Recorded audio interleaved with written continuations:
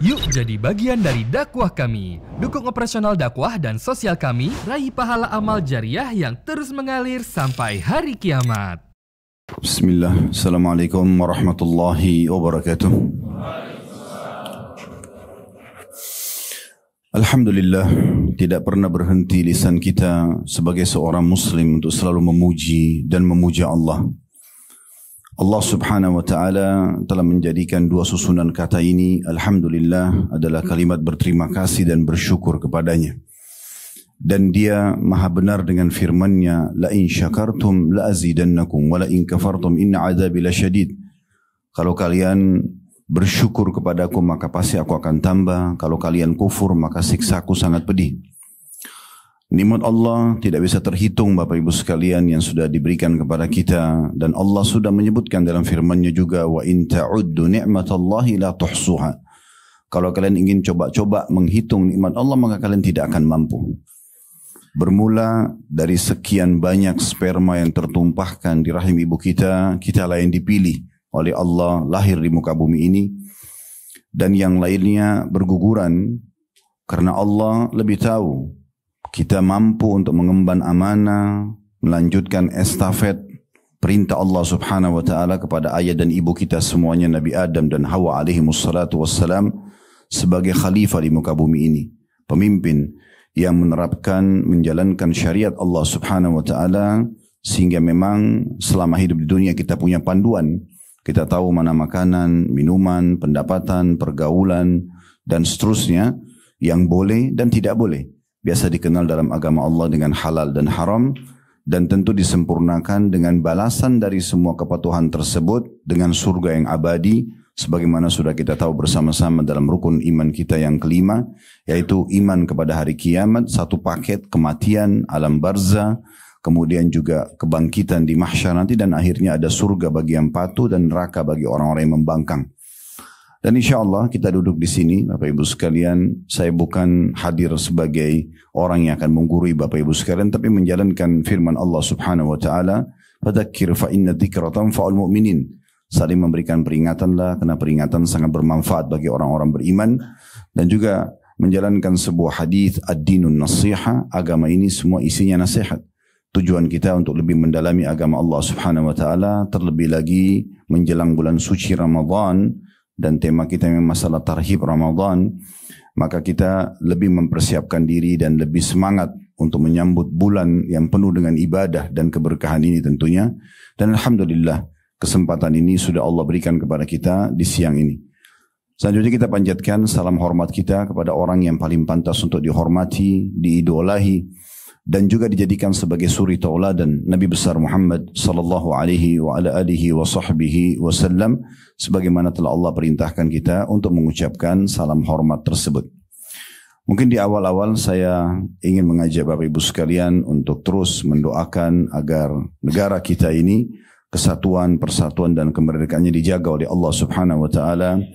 Allah berikan petunjuk para pemimpin menjalankan tugas dan amanah dengan baik, mengikhlaskan niat mereka, memaafkan kesalahan-kesalahan kalaupun ada, baik yang sedang memimpin ataupun yang sudah wafat dari para pemimpin yang sudah berjuang untuk menjaga negara ini sehingga kita masih terus bisa menikmati oksigen kemerdekaan dan bisa beraktivitas.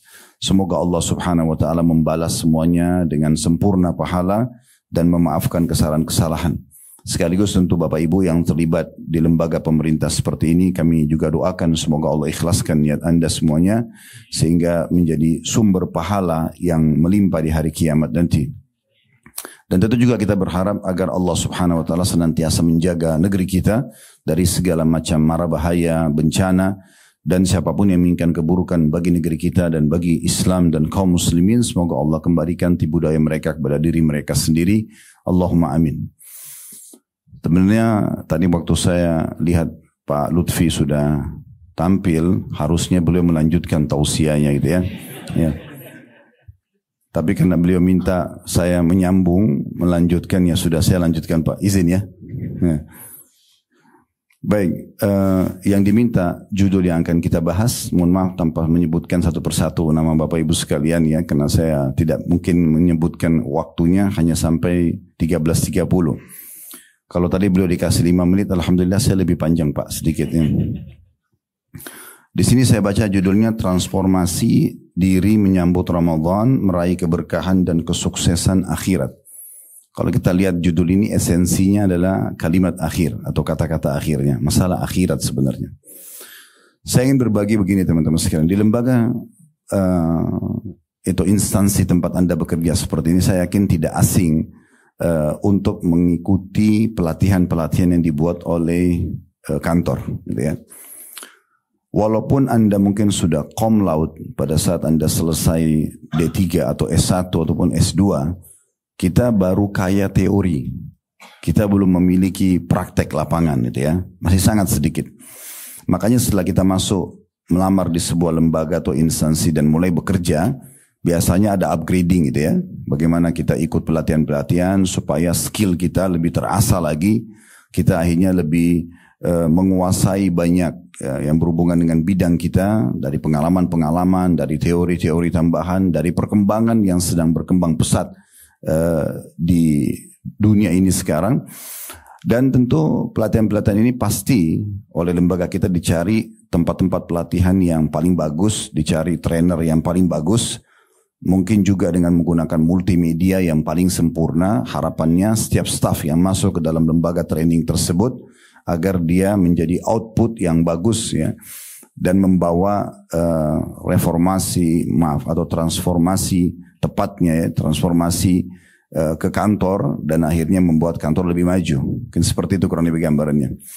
Nah, kenapa saya berikan contoh ini? Karena Ramadan yang akan kita sambut ini, Bapak Ibu sekalian, adalah lembaga pelatihan. Ini bukan hanya sekedar bulan suci yang kita sambut karena mungkin semuanya kerabat pada kumpul untuk buka puasa bersama atau muslimin rame-rame merayakan. Seperti tadi banyak sekali program Masya Allah yang disebutkan. Ada one day one juice, ada tarhib Ramadan, mungkin ada apa saja kegiatan-kegiatan yang sangat baik tadi. Tetapi memang ini lembaga pelatihan. Sangat rugi kalau Anda tidak faham Ramadan sebagai lembaga pelatihan.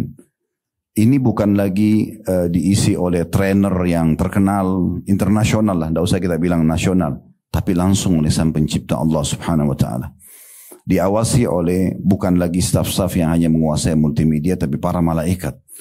Ini pengawasan luar biasa dan kita sepakat mungkin tidak ada lembaga training mengalahkan besarnya Ramadan. Karena kalau satu Ramadan sudah masuk, Anda pergi kemanapun di muka bumi ini, Anda akan temukan semua muslim akan sama. Umumnya ya, mereka berpuasa di siang hari, mereka sholat tarawih di malam hari, mereka berlomba-lomba membuka puasakan orang, baca Al-Quran, berzikir, apalah kegiatan-kegiatan yang mungkin tidak asing buat kita, hampir setiap tahun kita ulangi untuk mengejar pahala maksimal. Ceramah para kiai, para ustadz kita dengan gencarnya menyampaikan, ayo Bapak Ibu sekalian, ayo semangat, ayo kerjakan. Semua ini teman-teman sekalian tujuannya untuk pelatihan.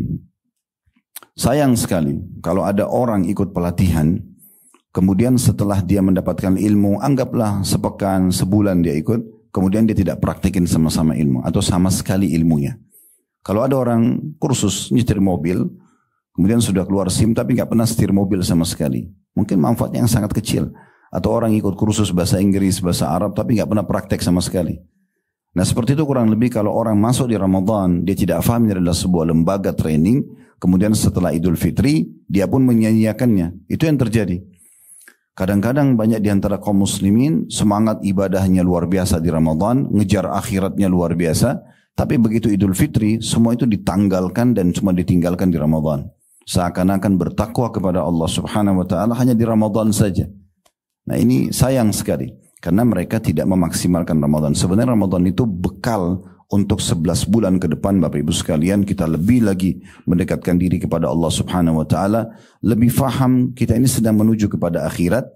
Kemudian Ramadan akan datang, kita tingkatkan lagi skill kita. Kalau secara persentase mungkin Ramadan yang lalu tuh kita baru meningkat sekitar 40-50%, Ramadan yang akan datang mungkin sudah 60%, Ramadan selanjutnya 70%. Begitu terusnya sampai mungkin maksimal 100%, lalu kita istiqamah konsisten menjaga apa yang kita sudah dapat di Ramadan. Ini sekolah yang luar biasa.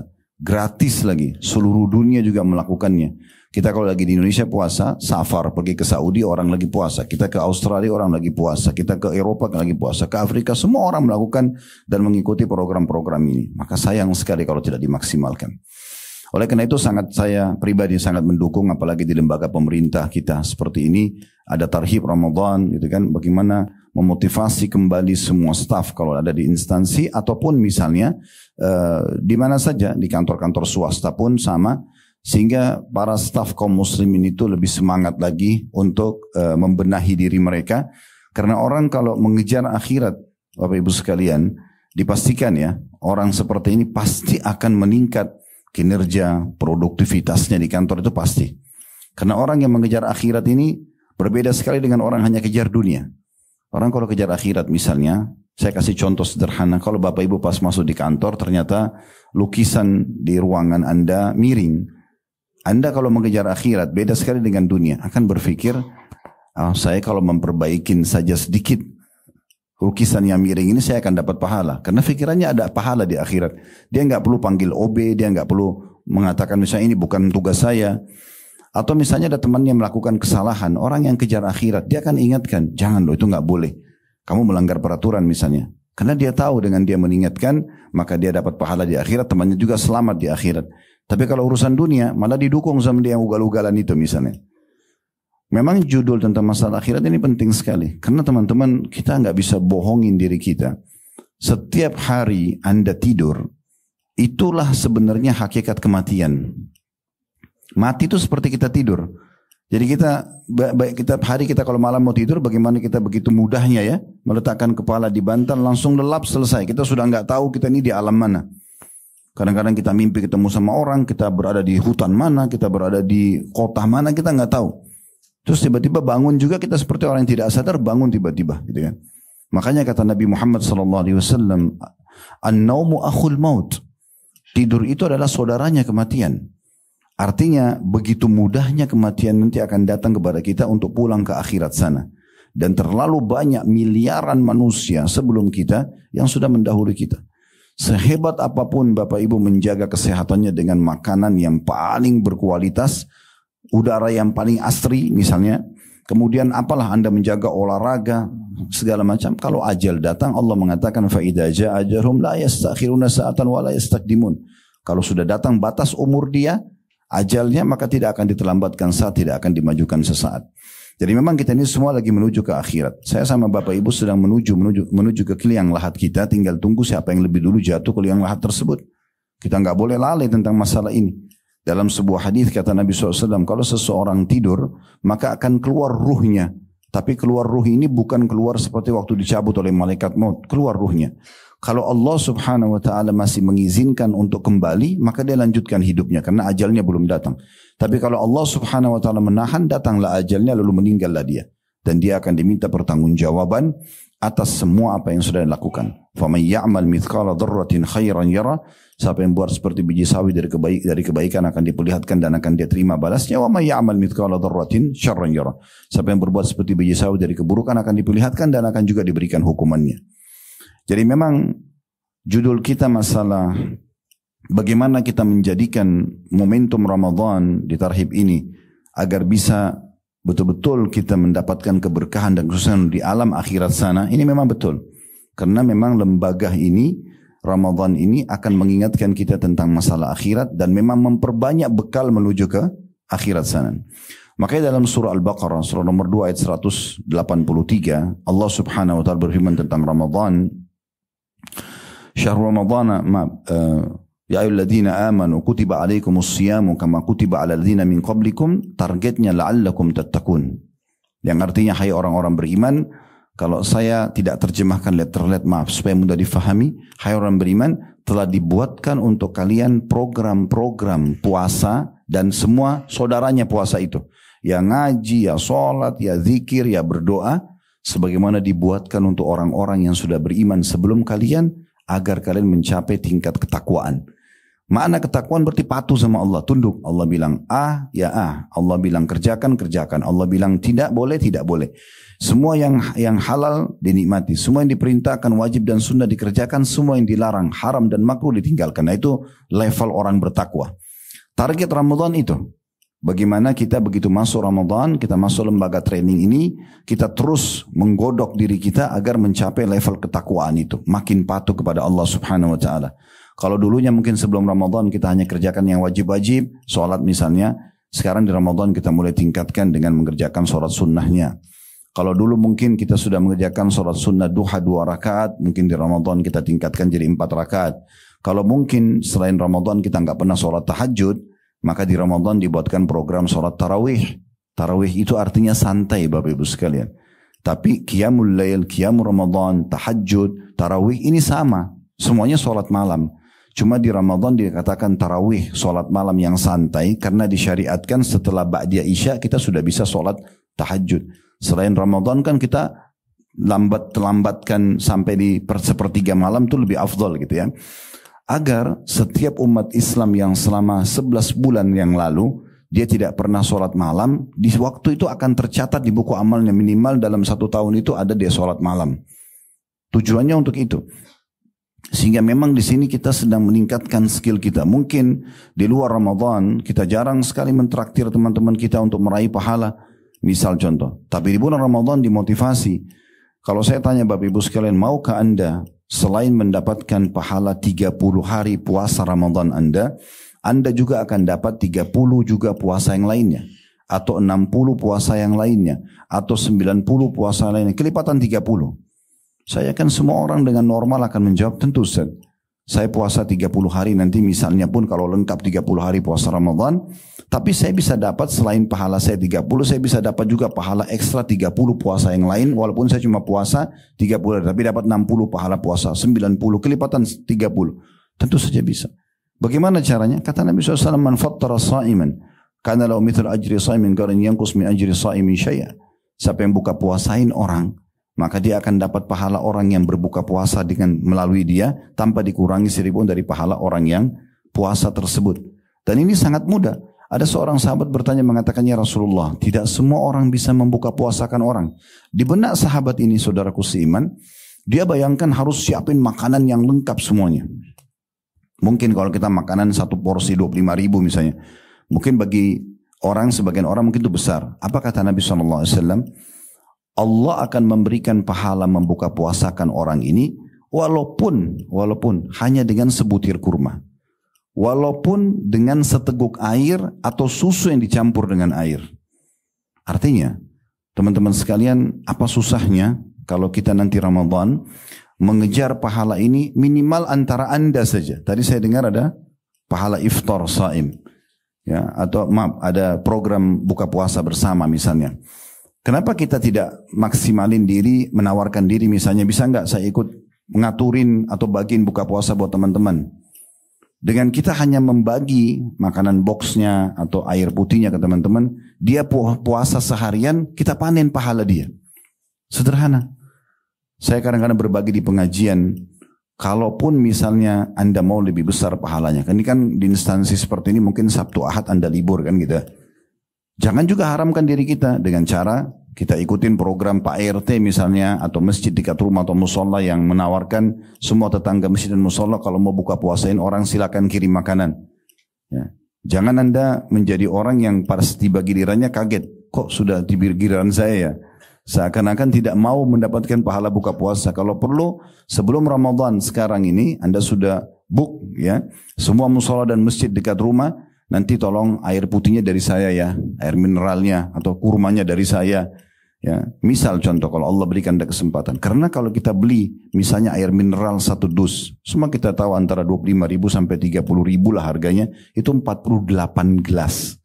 Kalau Anda sumbang ke musola, anggap 1 bulan 1 dus aja, itu cuma 25.000 atau 30.000 itu, Anda mendapatkan ya 48 pahala puasa kalau 1 gelasnya 1 orang yang minum.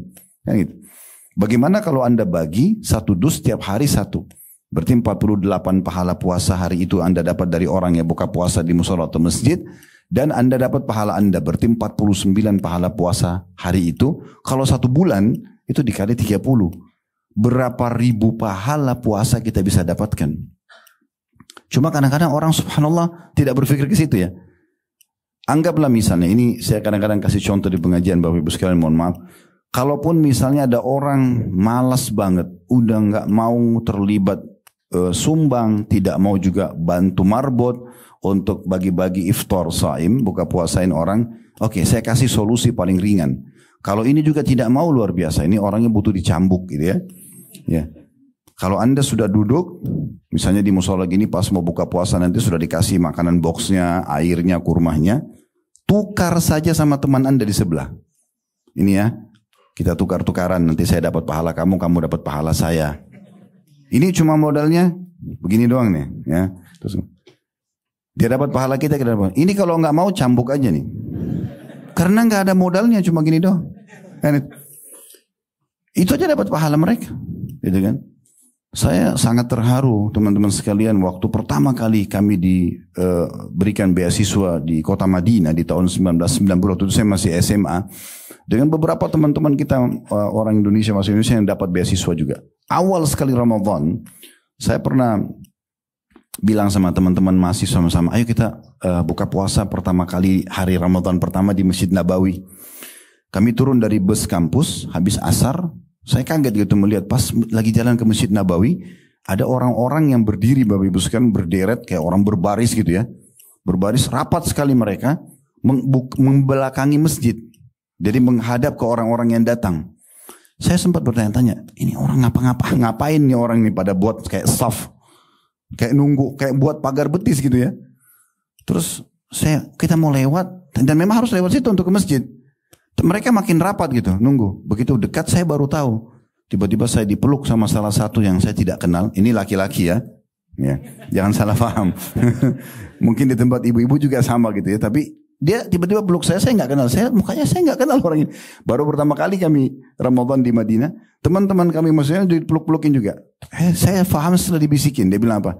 Saudaraku, ini kurang lebih terjem. Saudaraku, tolong buka puasa di tempat saya ya. Itu bahasa dia, tolong buka puasa di tempat saya. Saya bilang iya, tangan saya dipegang, dibawa jadi rupanya di Masjid Nabawi itu. Saya juga setelah 7 tahun tinggal di sana, saya jadi tahu sampai alhamdulillah selesai S1 tahun 98, saya baru tahu ternyata di Masjid Nabawi itu kalau Ramadan sudah di blok-blok per keluarga. Kayak misalnya saf ini sampai saf ini keluarga fulan, ini sudah turun-temurun dari kakek-kakeknya. Kita kalau masuk itu nggak bisa lagi. Udah direbut tempat-tempat itu. Mereka siapin plastik panjang, ditaruh jus, taruh apel, taruh kurma, taruh yogurt, macam-macam gitu ya. Itu untuk buka puasain orang.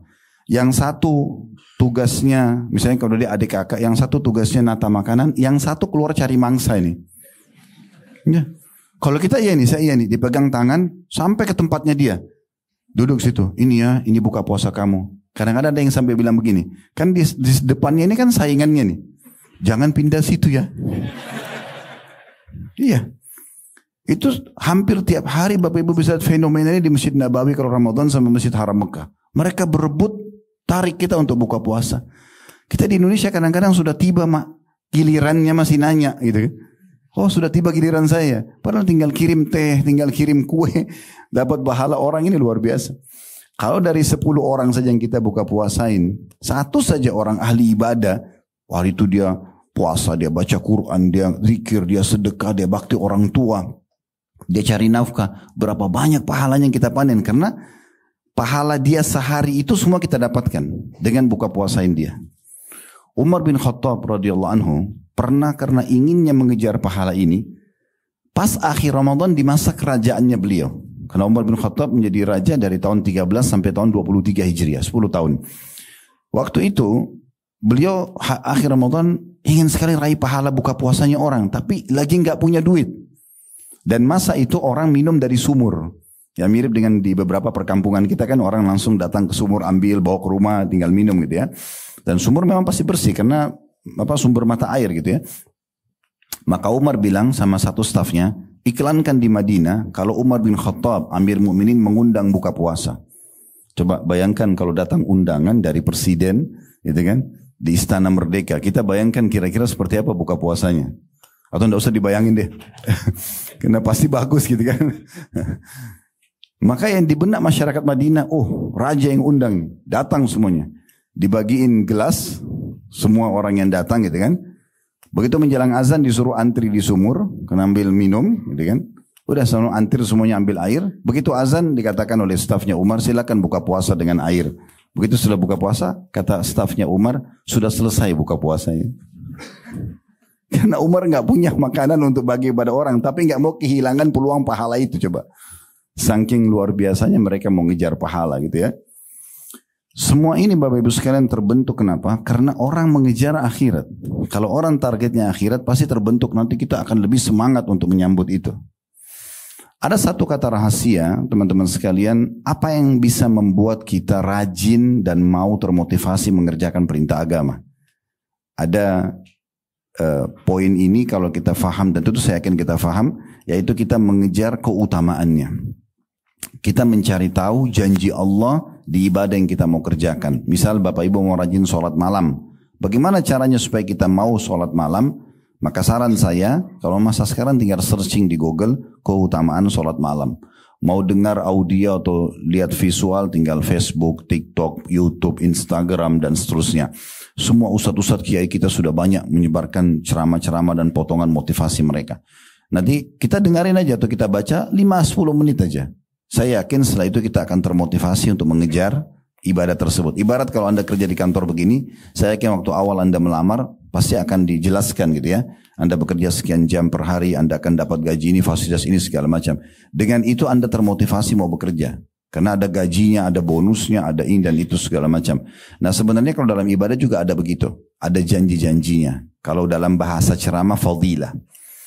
Bapak Ibu saya sarankan jangan kerjakan ibadah apapun kecuali Anda sudah tahu fadilah ibadah itu. Supaya Anda tahu, oh saya dapat ini ya. Oh ternyata ada hadis kalau tertinggal sepertiga malam Allah Azza wa Jalla turun ke langit bumi lalu bertanya kepada para malaikatnya, ada yang mohon ampun enggak saya maafkan, ada enggak yang punya hajat saya penuhi, ada yang minta tolong enggak saya tolong. Jadi kita tahu ada yang kita dapatkan gitu ya. Dan sekian banyak keutamaan hadis masalah salat malam misalnya. Anda ingin rajin sedekah, gimana caranya supaya saya mau mengeluarkan harta saya? Bahkan kalau perlu saya tidak perhitungan lagi jalan Allah, Anda cari tahu tentang keutamaan bersedekah. Oh ternyata tidak akan berkurang harta karena sedekah, kata Nabi SAW dalam surah Saba, surah nomor 34 ayat 39 Allah mengatakan wa ma anfaqtum min syai'in fahuwa yukhlifu, apapun yang kalian infakkan maka pasti dia akan ganti. Jadi kita tahu oh saya dapat apa gitu ya. Ini saran kami dan ini adalah cara yang terbaik untuk selalu memotivasi kita agar mau mengerjakan ibadah dan tidak akan meninggalkannya. Nah di Ramadan ini kesempatan banget karena banyak waktu lowong, tidak ada waktu untuk makan siang misalnya. Kita lebih bisa pakai waktu istirahat, baca buku, dengerin ceramah. Apalagi kalau ada program-program seperti itu tuh sangat menarik gitu ya. Sebagaimana juga kalau kita terbiasa dengan satu keburukan, kita masing-masing tahu pelanggaran agama misal apa yang dia masih buka dalam dirinya. Gimana caranya saya meninggalkan? Saya ini Ustaz masih suka bohong, saya masih suka kelewatan sholat berjamaahnya, saya masih begini dan begitu, saya masih malah zikir dan seterusnya. Gimana caranya? Atau anggaplah pelanggaran ya, kira-kira orang masih suka bohong atau berzina atau riba atau apa saja. Maka solusi terbaiknya adalah mencari tahu ancaman Allah di situ. Kita tinggal ketik di Google ancaman riba, ancaman zina, ancaman bohong. Itu nanti kita akan tahu, oh ternyata seperti ini ancamannya. Itu akan membuat kita lebih hati-hati. Nah seperti itulah gambarannya. Oleh karena itu nanti menjelang Ramadan ini, saran kami teman-teman sekalian, ulang-ulangin selalu keutamaan Ramadan. Ya, kita ulangin kembali tentang apa yang bisa kita dapatkan di bulan Ramadan. Dan Alhamdulillah Allah sudah mudahkan, ada satu tulisan kami, judulnya Dahsyatnya Ramadan. Kami tulis cukup banyak di situ, keutamaan-keutamaan Ramadan.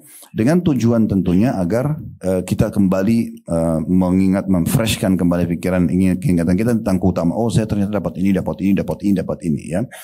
Tapi saya tidak mungkin membacakan semua karena ini cukup banyak, belasan bahkan puluhan poin. Saya hanya ingin memberikan inti-inti bahasannya. Yang pertama, Bapak Ibu sekalian, sambutlah Ramadan ini dengan dua syarat ini kalau Anda penuhi, Anda akan dapat pemutihan kesalahan-kesalahan Anda. Kata Nabi SAW, man sama Ramadana imanan wahtisaba gufira lahu ma taqaddama min dzambi. Siapa yang berpuasa Ramadan, artinya dia menyambutnya dan dia melaksanakan, menunaikan ibadah puasa Ramadan nanti, pada saat sampai pada dia, Karena dua syarat. Yang pertama keimanan, yakin itu perintah Allah. Dan yang kedua ihtisab, mengharapkan pahalanya, dibersihkan semua kesalahan yang lalu. Bapak Ibu tahu kalau Anda dibersihkan kesalahannya atau diampuni kesalahannya, itu kalau bahasa kantor itu diputihkan, pemutihan kesalahan dia. Ini Anda mendapatkan dua manfaat. Yang pertama, hukuman yang bisa datang karena pelanggaran kita dihilangkan. Karena sudah diputihkan kesalahannya. Yang kedua, fasilitas yang tertahan karena pelanggaran kita itu akan dikembalikan.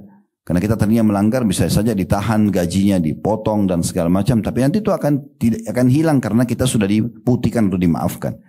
Nah, bulan Ramadan kesempatan Anda bisa memutihkan semua kesalahan Anda yang lalu. Tidak tersisa. Dari mulai kita balik sampai kita tiba di Ramadan ini hanya dengan dua syarat tadi. Puasa Ramadan kena yakin keimanan karena Allah. Bukan karena teman-teman semua puasa, bukan karena nggak enak sama lingkungan, bukan karena terpaksa, bukan karena mau coba-coba, testimoni kah, ya, atau seremoni hanya meramaikan bersama muslimin, tapi karena keimanan. Orang puasa atau tidak, walaupun kita sendiri hidup di muka bumi ini, tiba Ramadan kita akan puasa. Nggak ada urusannya. Nah, itu keimanan maksudnya. Dan kedua, mengharapkan pahalanya. Jadi Bapak Ibu tadi mengontrol diri dari makan, minum, ya maaf tadi disebutkan juga sama Pak Lutfi tentang masalah berhubungan biologis misalnya, kita menahan diri dari semua itu, maka secara otomatis itu kita sedang mengejar pahala karena kita tidak mau melanggar gitu ya, maka akan dibersihkan semua kesalahan yang lalu. Dan ini satu hal yang luar biasa. Kita bisa bayangkan misalnya teman-teman hadir sini, anggaplah umurnya ada yang 30, ada yang 40, ada yang 50 misalnya. Kita anggap ini kalau kita potong 15 tahun saja. Dari sebelum kita balik, sebenarnya orang balik itu antara 12 sampai 14 atau 15 tahun. Kita anggap 15 tahun dah. Jadi misalnya contoh umur orang itu 45 tahun berarti dikurangi 15 jadi 30 tahun dia melakukan pelanggaran-pelanggaran misalnya. Ya, maka dengan dia memenuhi syarat ini karena keimanan dia sambut Ramadan dan juga mengharapkan pahalanya, diputihkan semua kesalahan dia yang lalu. Jadi tidak kena hukuman konsekuensi dari pelanggaran dan juga akan diberikan fasilitas yang tertahan. Ini satu hal yang luar biasa. Kalau seandainya teman-teman sekalian tidak ada keutamaan Ramadan kecuali ini sudah cukup buat kita. Dan untuk menguatkan pemutihan tersebut dianjurkan malam harinya selain kita puasa siang, sholat tarawih. Semua orang muslim rame-rame memenuhi masjid, musola. Yang tidak mampu ke masjid, oke, dia sholat di rumahnya, yang penting jangan tinggalkan. Terutama ibu-ibu mungkin kan ada tugas di rumah misalnya. Dan Nabi SAW mengatakan juga mirip dengan tadi. Man qama ramadhana imanan wahtisaba ghufira lahu ma taqaddama min dzambi. Siapa yang mendirikan malam Ramadan, walaupun Anda capek dari kantor, begitu ada kesempatan tarawih Anda tetap kerjakan gitu ya. Maka karena keimanan dan mengharapkan pahalanya dibersihkan juga kesalahan-kesalahan yang lalu. Kata sebagian ulama, kalau orang di siang hari dijanjikan pembersihan dosa dan malam hari juga pembersihan dosa, berarti sempurna. 24 jam itu pembersihan dosanya. Terbuka sekali pintu untuk membersihkan kesalahan-kesalahan kita. Ya. Belum lagi sabda Nabi SAW, siapa yang sholat malam Ramadan atau tarawihnya itu bersama imam sampai imamnya bubar, sampai selesai, maka dia dicatat seperti sholat semalam suntuk. Jadi kalau teman-teman misalnya mau sholatnya niatnya 11 rakaat. Ya udah cari masjid yang sholatnya 11 rakaat. Anda mau sholat 23, cari masjid yang sholat 23. Karena kalau Anda sholat sampai imam bubar, itu pahalanya seperti semalam suntuk sholat non-stop. Gitu kan? Nah ini juga satu poin yang perlu kita titik beratkan dalam masalah. Nah, masalah Anda mau sholat 2 rakaat saja, 4 rakaat saja, mau 11, mau 23, semua bagian daripada syariat. Tidak perlu diperselisihkan masalah seperti ini. Karena memang ini sunnah. Karena tidak sholat pun tidak ada masalah. Gitu kan? Jadi tidak perlu ribut, oh ini 11, ini 13, ini 23 dan seterusnya. Intinya, Anda jangan luput dari masalah ini. Ya, ini poin yang sangat mendasar sekali dalam menyambut Ramadan. Ternyata ada pemutihan kesalahan-kesalahan kita. Artinya kita jauh dari hukuman, kita juga akan kembali fasilitas-fasilitas yang Allah berikan.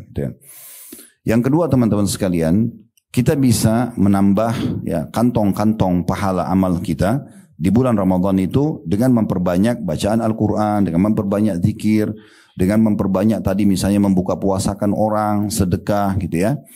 Dan yang tidak kalah penting bagi orang yang memiliki kelebihan rezeki, kalau dia bisa melakukan ibadah umroh. Nah ibadah umroh ini khusus di bulan Ramadan, khusus Ramadan saja. Tidak ada keutamaan umroh seperti ini selain Ramadan. Kata Nabi SAW kepada Ummu Sinan dan Ummu Ma'qil, dua orang sahabiat Nabi. Kebetulan di musim haji, mereka berdua tidak ikut haji bersama Nabi SAW. Lalu Nabi tanya, di dua orang yang berbeda, di waktu yang berbeda. Tapi kurang lebih pertanyaannya mirip gitu ya. Kenapa kau tidak haji? Kepada Ummu Sinan dan Ummu Ma'qil. Maka kata perempuan dua-dua ini, yang satu mengatakan, suami saya meninggal dan tidak meninggalkan kepada kami kecuali seekor unta. Yang unta itu transportasi yang bisa dipakai pergi haji. Cuman dia sudah wakafkan. Dia bilang kalau dia meninggal itu wakaf di jalan Allah. Tidak boleh ada keluarga yang diwarisi gitu ya. Kata Nabi SAW, kau bisa menggunakan unta itu untuk pergi haji. Karena haji juga di jalan Allah. Walaupun diwakafin oleh suamimu. Kamu termasuk juga orang yang bisa memakainya. Kalau yang satu lagi kata Nabi, kata dia, ya Rasulullah, kami punya 2 ekor unta. Suami sama anak saya pergi pakai unta tersebut, sementara saya sendiri tidak punya transportasi kecuali satu, dan itu kami butuhkan untuk kehidupan kami. Maka Nabi SAW mengatakan kepada keduanya wanita ini, kalau nanti tiba Ramadan usahakan umrohlah, karena umroh di Ramadan pahalanya sama dengan haji. Umroh Ramadan pahalanya sama dengan haji. Mungkin teman-teman bilang begini, Ustaz bicara umroh itu berapa biayanya? Bapak Ibu sekalian, semua ibadah walaupun besar biayanya itu sebenarnya akan sangat mudah tergantung sugesti Bapak Ibu. Bahasa agama kita niat. Innamal a'malu binniyat. Ya. Saya dulu sebelum Allah amanahkan travel, saya cuma bilang sama istri saya dulu. Setelah kembali dari Madinah tahun 98, sempat saya tersibukkan untuk lanjut studi dan mengajar di kampus di Makassar. Terus lama saya tidak pergi umroh. Kalau nggak salah umroh setelah itu sekitar tahun 2003, 2004. Artinya 4-5 tahun setelah pulang baru saya umroh lagi. Saya sempat waktu balik umroh tuh kok kayak luar biasa ngelihat Ka'bah lagi, tawaf, sa'i, berdoa, kayak mengenang waktu kami masih mahasiswa. Waktu mahasiswa bebas. Setiap pekan ada libur, kami ambil surat izin dari kampus, bisa dari Madinah ke Mekah, bisa umroh setiap saat. Yang jelas saya bilang sama istri saya, enak banget ya orang kalau punya travel gitu ya. Dia mau umroh setiap saat, mau haji setiap saat. Subhanallah, dari perkataan saya ini sambil saya memohon ya Allah mudah-mudahan dimudahkan. Tidak lebih dari 2 tahun dari ucapan ini, Allah mudahin punya travel. Dan berjalan sampai sekarang. Bapak Ibu perlu tahu, secara persentase, orang yang pergi haji dan umroh itu, 70% orang tidak mampu. Jangan Anda pikir itu semua orang kaya. Ya. Mayoritasnya mereka terbukti kalau Anda lihat travel yang swasta, yang bayarnya mahal haji atau umrohnya, itu berapa orang yang ikut. Dan berapa orang yang ikut program pemerintah yang lebih murah, bahkan disubsidi, kan gitu. Kebanyakan mereka tidak mampu. Apa yang membuat mereka bisa pergi ke sana? Niatnya. Memang dia tulus minta kepada Allah Subhanahu wa taala, Allah mudahkan. Allah mudahkan mereka pergi. Jadi diniatkan. Dan ada hadis yang mulia. Ini juga satu poin yang baik. Kalau dalam Islam kita dimudahkan untuk ini Bapak Ibu sekalian. Kalau Anda belum bisa melakukan sebuah ibadah, jangan Anda luputkan dari niatnya. Saya kasih contoh, saya sebutkan dulu hadisnya. Kata Nabi SAW, manusia itu 4 tingkatan. Yang paling baik sekali, yang paling mulia di sisi Allah, yang Allah karunia ilmu dan harta. Dia udah pintar agama, dia juga kaya raya. Dan dia habiskan keduanya di jalan Allah. Sibuk ngajar, sibuk infakkan hartanya. Dia bangun masjid, rumah anak yatim, pesantren, segala macam. Ini orang kata Nabi SAW, bi afdal manazil. Kedudukannya paling tinggi. Namun yang kita ingin titik beratkan golongan kedua. Golongan kedua kata Nabi SAW adalah seseorang yang Allah kasih ilmu. Dia tahu secara teori keutamaan umrah, keutamaan haji, bangun masjid, rumah anak yatim, tahfidz Quran. Dia tahu keutamanya. Tapi dia nggak punya duit, nggak ada uang untuk melakukan aktivitas bangun masjid, rumah anak yatim dan seterusnya. Tapi kata Nabi SAW dengan ketulusan niat dalam hatinya, dia berkata antara dia sama Tuhannya, ya Allah, andai saja engkau berikan aku peluang seperti golongan yang pertama tadi, yang punya harta dan ilmu yang membangun masjid. Dia bilang kalau engkau berikan aku peluang seperti orang itu, aku akan buat yang sama. Kata Nabi SAW dengan ketulusan niatnya, fahuma fi ajri sawa. Maka mereka berdua sama pahalanya. Jadi kita bisa dengan niat meraih itu. Yang penting Bapak Ibu tulus, betul-betul pada saat melewatin Istiqlal misalnya. Sayang banget Bapak Ibu sekalian kalau Anda cuma mengatakan oh itu simbol Jakarta, itu masjid masjid simbol umat Islam di Indonesia. Kalau cuma itu manfaat sama Anda tidak ada, manfaat juga buat Bung Karno atau para pendiri yang terlibat dalam pembangunan Istiqlal tidak dapat manfaat apa-apa. Tapi Anda bisa meraih pahala Istiqlal walaupun sudah lama dibangun. Gimana caranya? Lakukan hadis ini. Ya Allah, aku tidak hidup di masa itu, antara Bapak Ibu sama Allah.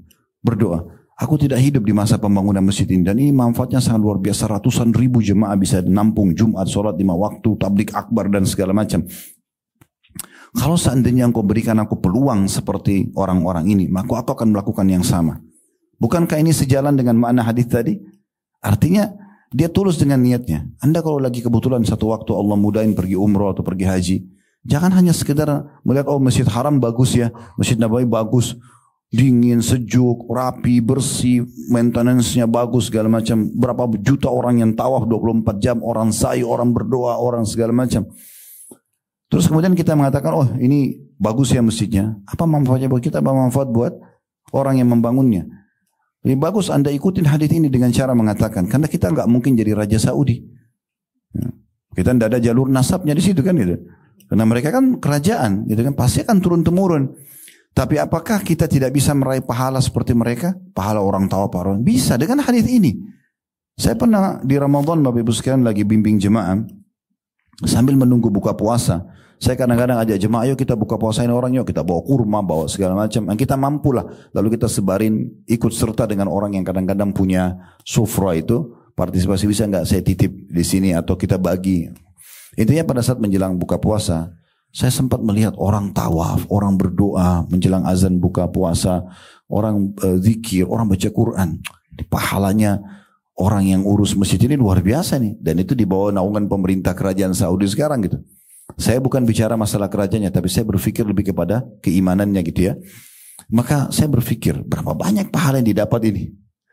Lalu saya pada saat itu mengatakan, ya Allah, sebagaimana Engkau memberikan peluang pada saudara-saudaraku muslim ini untuk membangun, merawat masjid, memudahkan untuk para jemaah haji, jemaah umroh, tawaf, sa'i, doa, sholat, baca Quran dan segala macam.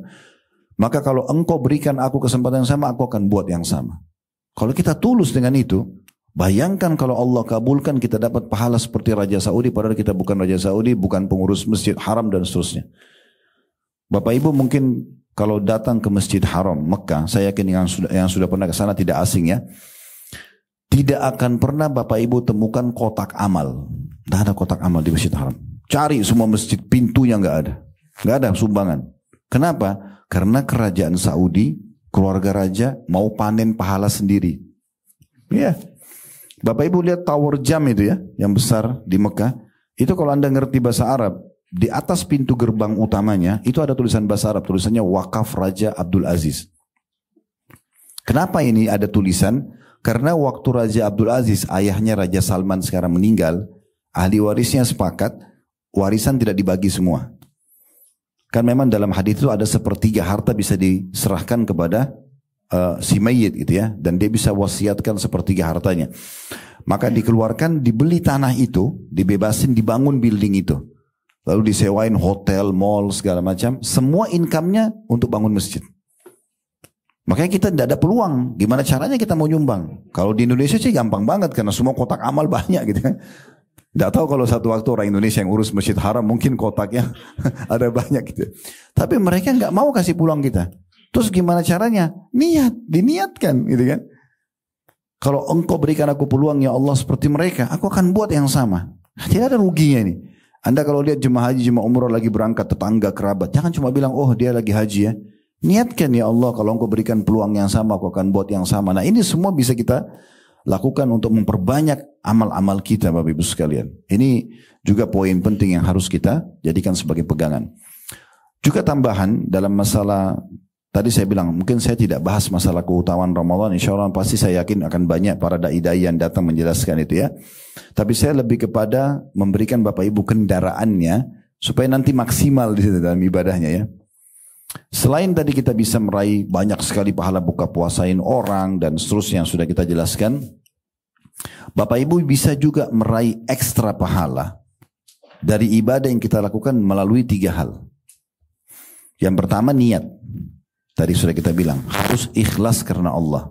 Karena kalau Bapak Ibu sholat, puasa, sedekah, apalah zikir, berdoa, sedikit saja terlintas riya karena ingin dipuji oleh manusia yang hanya sepanjang lidah, yang pujiannya itu, oh, kamu hebat, kamu soleh, nggak ada manfaatnya buat kita, badan kita tidak tambah gemuk, kita tidak tambah kaya, jadi untuk apa kejar pujian orang gitu ya.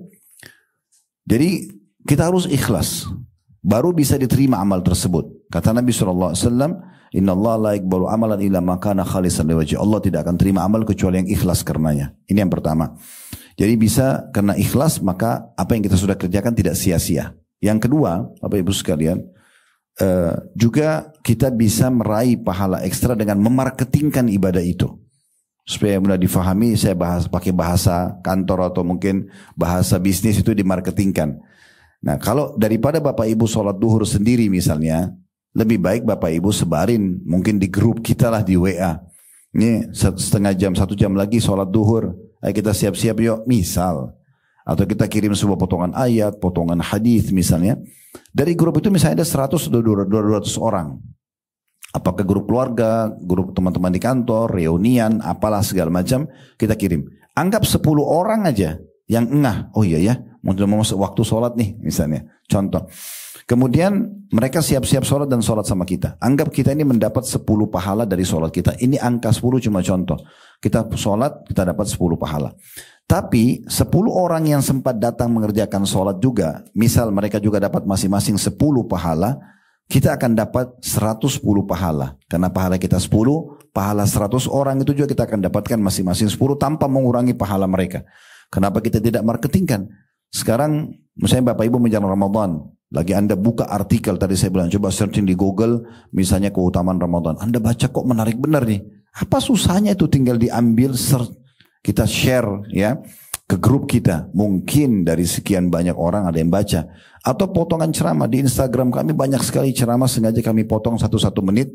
Bapak Ibu tinggal ambil download gratis, modalnya hanya sekedar share. Mungkin ada orang yang dapat hidayah karena itu kita marketingkan. Jadi kita bisa sebenarnya meluangkan waktu yang sama. Kita tadi sholat duhur, waktunya sama, ibadahnya sama gitu kan. Energi yang kita keluarkan sama, tapi pahalanya beda. Nah ini yang kedua. Yang ketiga Bapak Ibu sekalian adalah kemas ibadah itu. Pengemasan ibadah ini punya ekstra pahala. Contoh misal, Bapak Ibu bangun sholat malam, misal terbangun jam 4, setengah 4 sebelum subuh Anda terbangun. Lalu Anda terfikir, ya udah saya mau sholat malam deh. Misal Anda wudu, bapak-bapak misalnya maaf, pakai baju yang biasa dipakai aja di rumah, mungkin pakai training ya, mungkin cuma pakai sarung, sholat Allah Akbar dengan baju kaos, dapat pahala, tergantung kadar keikhlasan dia. Ibu-ibu mungkin pakai mukena yang mungkin sudah 1 minggu belum dicuci, misal. Ya, sholat aja, yang penting sholat gitu kan. Yang dibaca terlintas ayat-ayat yang ada di benaknya. Dapat pahala. Nanti antara dia sama Allah itu ya, menilai pahalanya. Tapi akan beda pahalanya dengan orang yang mengemasnya. Ngemas itu maksudnya sebelum tidur malam dia sudah niat duluan. Saya mau sholat. Ada sebuah hadis Bukhari kata Nabi SAW, man hamma bihasanatin wa lam ya'malha kutiba lahu hasanatun kamilah. Siapa yang niat mengerjakan satu ibadah, dicatatkan baginya 1 pahala lengkap walaupun dia belum mengerjakan. Jadi Bapak Ibu kalau mau tidur niat sholat malam, kita tidur nih, sholat malam sudah dicatat 1 pahala. Fa'in amilah, kalau dia sempat kerjakan sholat malam yang dia niatkan tadi, kutiba lahu 10 adhafir, dicatatkan baginya 10 kali lipat, ila 700 di'fin, sampai 700 kali lipat, ila adhafin kathira, dan sampai kelipatan-kelipatan yang banyak, tergantung kadar keikhlasan dia. Jadi diniatkan, mau keluar, nanti saya akan sholat di masjid ini, saya akan sedekah, saya akan baca Quran, saya akan jenguk orang sakit. Di niat ini sudah dicatatkan pahalanya. Maka ini kemasan pertama. Kemasan yang kedua, Bapak Ibu bisa menyiapkan pakaian khusus untuk sholat malam. Misalnya ibu-ibu sudah cuci mukenahnya, dibubuhi minyak wangi, karena pakai parfum untuk menghadap dengan Allah boleh. Bapak sudah siapin baju kokonya, kopiahnya, sejadahnya dibubuhi parfum. Ini kemasan juga. Beda dengan tadi orang yang asal bangun, mungkin dia sholat di lantai, dia sholat di sejadah yang belum dicuci. Juga kemasan yang ketiga, kita sudah pilih surah-surah. Fatwa ulama teman-teman, sebagian ulama membolehkan di sholat sunnah kita bisa sholat sambil pegang mushaf. Udah tahu ya, pegang Quran. Pernah lihat nggak masjid-masjid kita itu ada Quran besar di depannya imam sama penyanggahnya, supaya dia kalau Ramadan mengimami tarawih kan bisa khatam Quran. Saya rakaat ini dia baca setengah lembar, rakaat kedua setengah lembar, nanti dia salam buka lagi. Itu supaya dia bisa khatam juga. Itu bisa, kita yang dibutuhkan bisa. Kita bisa pegang Quran atau kita bisa pegang aplikasi Al-Quran di handphone kita. sambil sholat daripada Bapak Ibu berputar inna atain awal asr terus gitu kan. Nah, tidak ada salahnya kita mulai dari Al-Baqarah gitu kan. Al-Baqarah satu rakaat pertama 10 ayat, rakaat kedua 10 ayat sampai akhirnya kita mengkhatam. Nah, itu bisa gitu kan. Di sholat sunnah contohnya. Nah, ini termasuk kemasan. Bapak Ibu sudah tentukan surah apa yang mau dibaca gitu kan. Nah, seperti itulah. Ini kemasan akan menambah ekstra pahala. Kalau pernah dengar riwayat, maaf mungkin kita tutup dengan ini. Saya lihat waktunya sudah lebih 5 menit. Nabi SAW pernah bersabda kepada para ummahatil mu'minin, ya, istri-istri beliau, nanti orang yang pertama menyusul saya dari kalian, maksudnya setelah Nabi meninggal, nanti yang pertama meninggal dari istri beliau adalah orang yang paling panjang tangannya. Para istri-istri Nabi tidak faham maksud sabda Nabi ini. Kata Aisyah, kami nggak ngerti apa maksud Nabi ini. Sampai Nabi meninggal, setiap kali kami ketemu para istri Nabi ini, kami selalu ngukur tangan kami, siapa yang lebih panjang tangannya. Karena Nabi bilang yang pertama nanti nyusul saya meninggal dari kalian adalah yang paling panjang tangannya. Jadi setiap ketemu ngukur di dinding, tangannya siapa lebih panjang. Kata Aisyah, kami jadi faham makna hadis ini setelah meninggal Zainab binti Jahash. Ini salah satu istri Nabi. Ini orang yang pertama meninggal setelah Nabi meninggal gitu kan. Kenapa? Karena Zainab suka mengemas sedekahnya. Maksudnya mengemas gini Bapak Ibu sekalian. Jadi kalau kita biasa beli makanan langsung beli makanan jadi, terus kita bagiin ke orang.